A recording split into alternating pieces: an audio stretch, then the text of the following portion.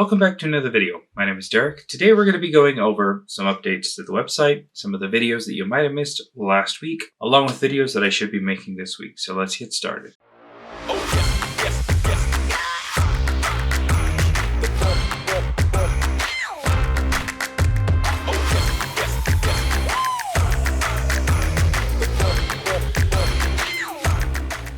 Over the years, there's been a lot of questions regarding what is the difference between, say, an AQ7, an X7, Premium, etc. We've put together a breakdown of what that actually looked like. What is the AQ7 technology, what it entails, the X07 technology, and all the differences, including what is Premium. Breaking it down and making it crystal clear what the differences are so that you have that knowledge and you can convey that to your customer. We also have a bunch of pre-owned iPhone 16 Pros, ranging from the 128GB to the 512GB, with both grade A and grade B quality at phenomenal prices. And of course, we always recommend for you to stock up on Ampsentrix accessories, such as our Ampsentrix cables, as we carry a variety of types, such as Lightning to USB-A or USB-C, ranging in different lengths, colors, materials, along with the wall adapters supporting 20 watts, 65 watts,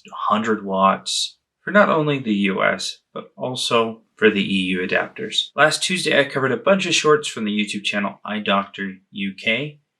We went over a bunch of his viral videos showing you different things that you can do to advertise and bring in more business to your company. Wednesday, we went over using a laser machine to assist in the refurbishment of the Samsung Edge displays.